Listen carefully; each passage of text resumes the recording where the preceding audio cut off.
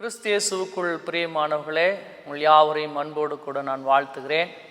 இந்த மகிழ்ச்சி டிவி வழியாக உங்களை சந்திப்பதிலும் ஆண்டோடைய இறை சத்தியங்களை உங்களோடு பகிர்ந்து கொள்வதிலே கடவுளுக்கு நன்றி சொல்கிறேன். இந்த நாளிலே ஆண்டோடைய இறை வார்த்தை நாம் தியானிக்கும்படி தெரிந்து கொள்ளப்பட்ட திருமறை பகுதி, அது தீர்க்க தரிசனங்களின் புஸ்தகம் ஏசாயா 55ஆம் அதிகாரம் 8வது வசனம். என் நினைவுகள் உங்கள் நினைவுகள் அல்ல, உங்கள் வழிகள் என் வழிகளும் அல்ல, கர்த்தர் அருளிய வாக்கு இதுவே. அன்புக்குரிய கடவுளுடைய பிள்ளைகளே, இன்றைக்கு வழி என்பது மனிதனுடைய வாழ்க்கையில் மிக முக்கியம் வாய்ந்ததாக இருக்கிறது. நடத்த வேண்டிய வழியிலே உன் பிள்ளையை நடத்து என்று நிருப பகுதியிலே பவுல் அப்போஸ்தலன் சொல்லுகிறான். இன்னைக்கு அநேகருடைய வாழ்க்கையின் வழி தவறாகவே போய்கொண்டிருக்கிறது. இந்த உலகத்தை நோக்கி போகிற பாதை அது கரடு முரண்டான வாழ்க்கையாகவே இருக்கிறது அநேகர்.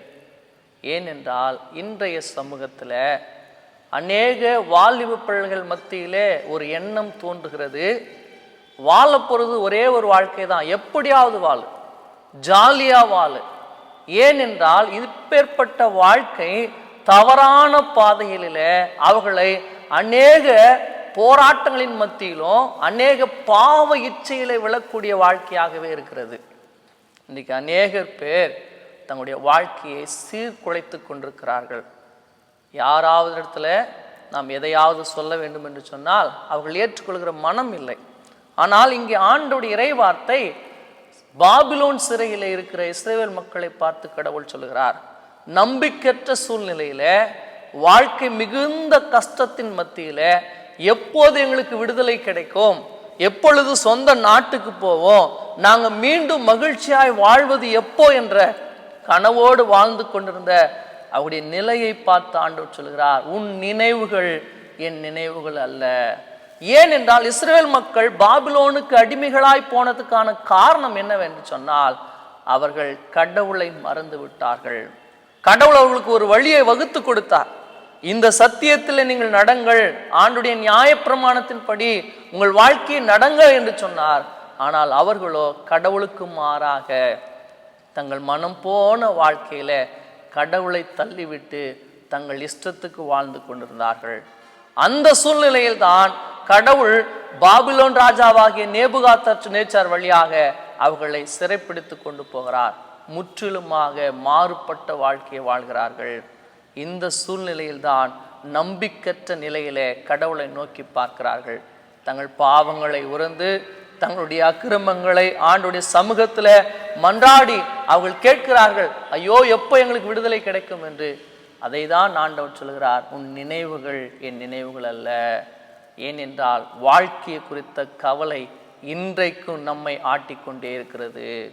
இன்னைக்கு அநேகருடைய வாழ்க்கை மாறுமா, எப்போ எங்கள் கஷ்டம் நீங்கும், எங்களுடைய குடும்பத்தினுடைய பிரச்சனை எப்போது மாறும் என்ற பல வழிகளிலே நாம் போராடி கொண்டிருக்கிறோம்.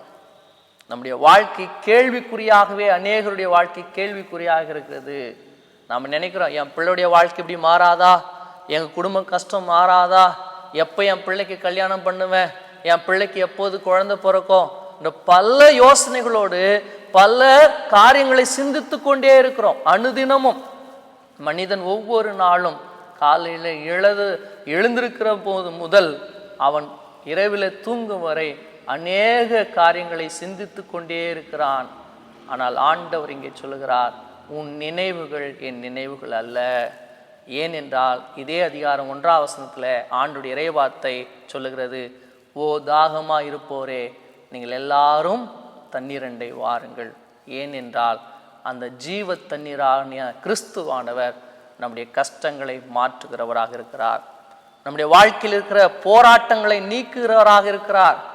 நாம் அதை மறந்து விட்டு இந்த உலகத்தை நோக்கி ஓடிக்கொண்டிருக்கிறோம். உலக கவலையை குறித்து சிந்தித்து கொண்டிருக்கிறோம். இப்படி செய்யணும், அதை செய்யணும், இதை செய்யணும் என்று அநேக காரியங்களை குறித்து யோசித்து கொண்டே இருக்கிறோம். அதை தான் நற்செய்தி பகுதியில் பார்க்கிறோம். மார்த்தாலோ அநேக காரியங்களை குறித்து யோசித்து கொண்டிருந்தாள். ஆனால் தேவையானது ஒன்று என்பதை மரியாள் தெரிந்து கொண்டு நல்ல பங்கை தெரிந்து கொண்டாள் என்று ஆண்டவருடைய இறைவார்த்தை சொல்கிறது. இன்னைக்கு அன்புக்குரிய கடவுளுடைய பிள்ளைகளே, நீங்களும் நானும் அநேக காரியங்களை குறித்து நினைத்து கொண்டிருக்கலாம், எதிர்காலத்தை குறித்து யோசித்து கொண்டிருக்கலாம், பிள்ளைகளுடைய வாழ்க்கையை குறித்து, நம்முடைய வாழ்க்கையை குறித்து சிந்தித்து கொண்டிருக்கலாம். இவை எல்லாவற்றையும் கடவுள் மேலே வைப்போம், கடவுளை நோக்கி பார்ப்போம். ஏனென்றால் அவர் நம் கஷ்டங்களை மாற்றுகிறவராக இருக்கிறார், நம்முடைய கவலைகளை நீக்கிறவராக இருக்கிறார். அதனால தான் சொல்ல, உங்கள் நினைவுகள் என் நினைவுகள் அல்ல, உங்கள் யோசனைகளும் என் யோசனைகளும் அல்ல. ஏனென்றால் கடவுள் நம்முடைய வாழ்க்கையில் என்ன சித்தம் வைத்திருக்கிறாரோ அதை மட்டுமே நடக்க முடியும் என்பதை நாம் மறந்து விடக்கூடாது. பல நேரங்களில் நாம் முந்திக் கொள்கிறோம், நாம் முயற்சிக்கிறோம், இதை செய்யணும், இதை பண்ணிவிடணும் என்று. இல்லை, கடவுளுடைய சித்தம் மட்டுமே நம்முடைய வாழ்க்கையிலே நிறைவேறும் என்பதை மறந்து விடாதீர்கள். அதை தான் பின்பாக ஆண்டவர் சொல்கிறார், மாரியும் உறைந்த மழையும் வானத்திலிருந்து இறங்கி பூமியை நனைத்து விதைக்கிறவனுக்கு விதையையும் புசிக்கிறதுக்கு ஆகாரத்தை கொடுப்பது போல ஆண்டுடைய இறை வார்த்தை நமக்குள்ளாக விழும்போது, அந்த இறை வார்த்தையை நம்பும் போது அது நம்முடைய வாழ்க்கையிலும் பலன் தரும், நம்முடைய வாழ்க்கையின் கஷ்டத்தை மாற்றும் என்பதில் சந்தேகமே இல்லை. நீங்களும் நானும் நல்ல பங்காகிய ஆண்டுடைய இறை வார்த்தையை பற்றி கொள்வோம், ஆண்டுடைய இறை வார்த்தையை நிலை நிற்போம், ஆண்டுடைய இறை வார்த்தையை விசுவாசிப்போம். அப்படி விசுவாசிக்கும் போது அவர் நம்முடைய நினைவுகளை மாற்றி நம்முடைய வாழ்க்கையினுடைய அனைத்து கஷ்டங்களை நீக்கி நமக்கு சமாதானத்தையும் அனுதினமும் இந்த உலகத்தில் வாழ்வதற்கான எல்லா வழிகளையும் அவர் நமக்கு செய்ய வல்லவராயிருக்கிறார். அந்த ஆண்டவரில் நாம் விசுவாசம் வைத்து வாழ தூய ஆவியானவர் நமக்கு துணை செய்வாராக. ஆமேன். ஜெபம் செய்வோம். அன்புள்ள நல்ல ஆண்டவரே, கிருபை உள்ள கடவுளே, உள்ளங்களை ஆராய்ந்து பார்க்கிற கடவுள், இன்றைக்கு அநேகருடைய வாழ்க்கையை இதோ சாமி கஷ்டங்களை குறித்து யோசித்து கொண்டிருக்கிறார்கள், வாழ்க்கையினுடைய பிரச்சனைகளை குறித்து சிந்தித்து கொண்டிருக்கிறார்கள்.